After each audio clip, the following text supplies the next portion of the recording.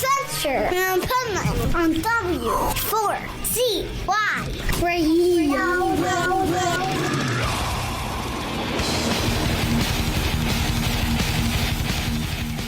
This is the Pipeman here on the Adventures Pipeman W4CY Radio, and I'm here with Sahaj from the band Ra. Nice, here at Louder Than Life. How's it been so far here? We played at 1240, and I was pretty sure there was going to be like 6 or 7 rows of people max, and it was about, I don't know, 1,200, 1,300 people. It was pretty amazing. That's what's so cool about the DWP festivals, right? Like, you don't expect anything at that time of the day. And it's like these people get up and they're loyal early, and they're just out there to hear great music like yours. Yeah, you're paying full price. You might as well get the whole package. That's what I'll get. People that like come to a festival and they only want to see one band, like just go to their concert. Yeah. I think this is the place to find music you haven't heard before. The way this is run, it is run so well, and it's really fun, and everybody's got a good attitude. Like, as long as you're in a good place, everyone around you's in a good place. It was 1,000 degrees. Right. It was 8 billion degrees, and I don't think I've had that much fun in 5 years. See, that's great to hear when it's that hot, because it must suck sometimes when it's that hot out there. I was in the shade, luckily. Like, I had just, like an hour before, I wasn't in the shade, but I was in the shade, but the audience was just baking.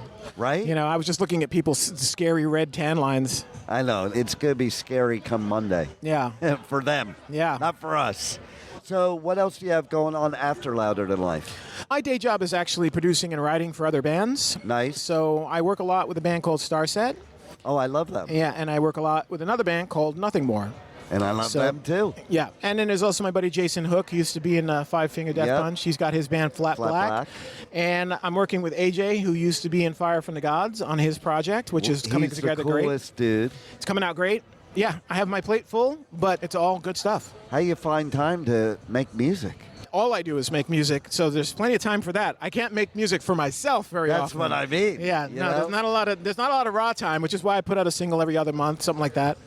How does it feel to be on like both sides of the fence? I think it's important, honestly. I don't think I'd be as good a producer and writer if I wasn't also a producer and a performer and a singer. Yeah. I think getting on stage and looking people in the eyes and seeing what makes them excited and moves them viscerally is something you can't do if you just sit in a room with a dark room with a screen. I know a lot of producers who just don't know anything about performing, and you have to write stuff that is fun to perform and makes people excited. I mean, Nothing More may be arguably, at least to me, the best live band running amazing. around, and it's really important that the songs support that. Yeah, totally. And I love your perspective on it, because it's like, I always talk about too how like record labels, the people that are the suits, telling the creatives how to write music. I think it's like the same thing. Like, unless you're walking in their shoes, how can you give the proper advice or help them the most? The true answer is that there are great A&R guys and there are terrible A&R guys. Yeah. And just like there are great bands and there are terrible bands. I think the magic of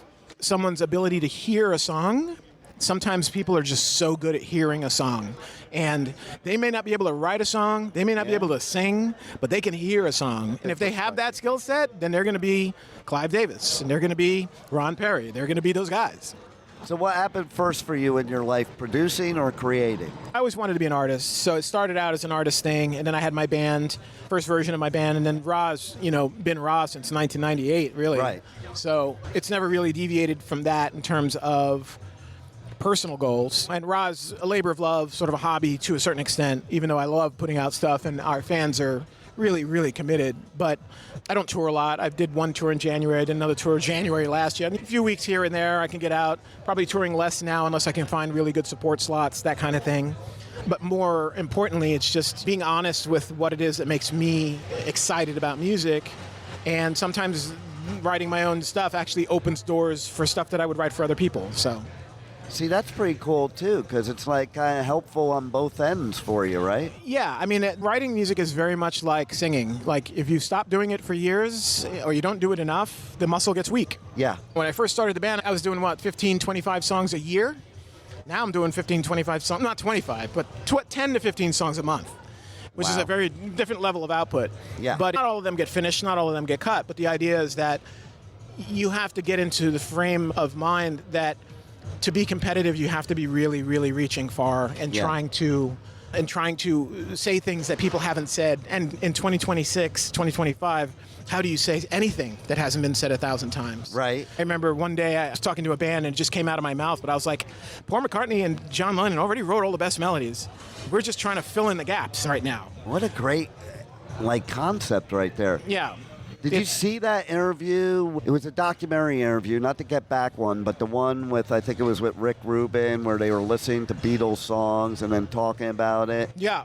And the greatest part of that whole thing was when Paul McCartney said something. He's like, back then I was just playing with my bloke John, and now I'm like, oh my God, I was playing with John Lennon. And he was like fanboying out on John Lennon. I thought that was the coolest shit. I think that's sort of the magic of honest songwriting, because a lot of people, especially now, because technology is so cheap and it's so easy to sort of like go on Splice or use an AI or do something and just have something that sounds halfway decent with very little effort. Whereas, like, it was honest back in the old day, and I don't mean it in a better necessarily, but it was honest in a sense that, like, there was your only way of communicating to an audience would be through a visceral experience. They had to react in a way that felt immediate and touchable and accessible and artistically real. And that's why music was special back in the day. Now, because music is a little bit more disposable, doesn't mean it's not good, doesn't mean it's not amazing, and doesn't mean that it's not hard to do really well. But even artists like The Weeknd and Post Malone, these songs have a shorter shelf life. Right. And when I grew up, I listened to And Justice for All for a year, nothing else. Sting's Dreams of the Blue Turtles for a year. Now when something I really love, when Sleep Tokens' Take Me Back to Eden album, which I absolutely adore, came out, I listened to it for a few months. Love it. It's awesome. But like, once modern music is so sort of like, it's designed to infiltrate your brain as fast as possible because you have a limited amount of attention. Yeah. So it's a little less, there's a little less depth that ends up, the perfection of making modern music takes away the mystery a little bit. Yeah. But Sleep Token is still spectacularly mysterious and awesome to me. And so, do you look at bands like a Sleep Token or anybody else, since you're a producer, in different respect than if you weren't a producer? Well, I don't know if I'm capable of saying that because I'm a producer. But how long were you? But like, what do you remember a time before you were a producer? Yeah, when I was a kid, my brother came home and was playing a lot of fusion jazz, and that was like mind warping for me. I was only like 6, and I would listen to it and like fantasize like dragons and monsters, and there was a band called Romantic Warrior, and I used to love, the band was called Return to Forever, the record was Romantic Warrior, and I just, using the artwork on the record, I used to fantasize what the songs were about. They were all instrumental. That's a whole other level of sort of like infiltration, right? Where you've now been to me that's what Pink Floyd did so well. Yeah. Is they created an alternate universe that you lived in. The Police was that for me too. The Police, besides it being my favorite music, it also was like my first thing that put me in the desert a lot, which I think somehow attracted me to when Ra was doing its thing. Like the desertiness of it was very sort of like part of my brain already. Well, that's pretty cool. And I saw the Police 1983 Ghost in the Machine tour with Oingo Boingo. Yep. But get this, Oingo Boingo played in my high school gymnasium, and now it's Danny Elfman. Yeah, of course. Like, it's unbelievable. He's on the same level as John Williams. Right. Right. So, do you have feelings like sometimes your vibe is more a producer vibe and sometimes more of an artist? Do you like get a lot of the songs I put out with Ron now may have started with other bands. Starset, the DNA that makes Starset, and perhaps why he actually likes working with me is because he was a fan of Ra growing up anyway. So there's a DNA. There's not a lot of cross-pollination there, but it is like this sort of like highbrow concept, and the singing is a lot of singing, not so much screaming. There are things that in certain kinds of rhythm, so it crosses between what Ra was doing, and I really enjoy working on that because it feels very personal. Like I'm able to dive in on those songs, and then when he takes it and does his own thing to it, sometimes I love it, and sometimes I'm like, I think it could have been cooler, but it's his band, and he's massively successful. Right. So I just look at it from the perspective of working on projects that remind me of things that I care about is really satisfying. And that's nothing more, by the way. It's nothing true. more as well. I mean, Johnny surprises me when he's at the gym and he shows me his phone. You know, he'll take a picture of his phone and show me that he's listening to a Raw song at the gym. I'm like, all right, cool. You know? That's cool, right? Yeah, 100%. You know, and so do you think, like, when you're at a festival like this, Louder Than Life, Yeah. and you're a producer, when you're doing sound check or you're having sound on stage, do you kind of evaluate how those people are doing it compared to how you would do it? You mean like sonically? Yeah. Not so much live. Live, I know that there's sort of natural limitations. I'll tell you a band that every time I see them, they sound like just monstrously good, and that's Wage War. Every time I see Wage War perform, and I know Cody, the guitarist singer, oh my God, every time they perform, I'm always like, I don't know how they do that. Like, I feel like they're cheating. It sounds so good. That's great. Yeah. I love it. See, I love when also artists are fans of other bands. Oh, yeah. And not saying that any of them aren't. They all are. But I like when they bring it up like you are so that listeners can see that you're a fan first, artist second. Yeah. What did Bono say in that one song, One? He's like, every poet is a thief.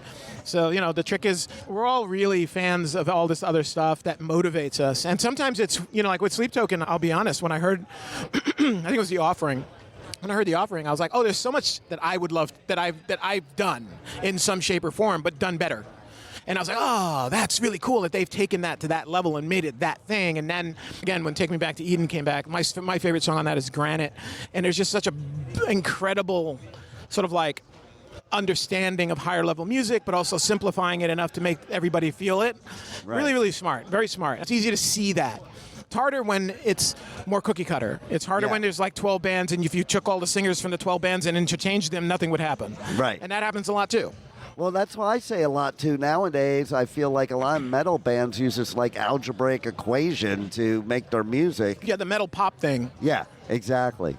Well, I got to tell you, I love your attitude towards everything because you're a true artist in every respect of the word. I can tell that you have so much passion for every side of the music. Weirdly, having done this for this long, Right? I still somehow care a lot. Yeah, you still sound like it's back in the 90s Yeah. and you're just starting out and I know. with a dream. I And know. here you're living the dream. Honestly, it surprises me. And also, when I wake up and I write a track and I'm like really excited about a part, I'm always like, how many songs? I got like 700 songs in my catalog, and I'm like, how am I still coming up with stuff I care about? I always wonder never. about that. And by the way, there's a natural fear. Every producer that's really successful that I've ever met, they always say the same thing. They're always like, yeah, dude, I could start sucking tomorrow. Right. So you just never know. And I'm always like in awe of artists being able to create new music after doing it for 20, 30, 40 years. Like, how do you keep coming up with new material? I guess the world gives us a lot of material, too. Yeah. Unfortunately, but... Especially now. Yeah. But that's why I also believe artists should express themselves. Yeah, all the new songs I've been writing are all AI themed and different areas and different perspectives and stuff. And I'm a huge podcast guy, so I like to dive really deep on technology and really deep on science, and it's really sort of mesmerizing. And I've been using AI for various things, text to video, and there's AI music generators, and some of that stuff is spectacularly good. Spectacularly good. Yeah. Some of it I was using 8 months ago, and it was like, this is not helpful at all. And now all of a sudden I'm like, oh my God, I think this right now the computer AI guy that's in there is better than half of the co-writes I do. Right. Yeah. It's like with podcasting too. It's like you could do a whole podcast without a human. Yeah. Which is insane. And that's only going to get crazier. Right? Well, it's great to have you here at Louder Than Life. And thanks for being on the Adventures of Pipeman. Yeah, I love it. Thanks so much, man. I appreciate it. My pleasure. Hey, it's Sahaj from the band Ra, and you're listening to The Pipeman on W4CY Radio.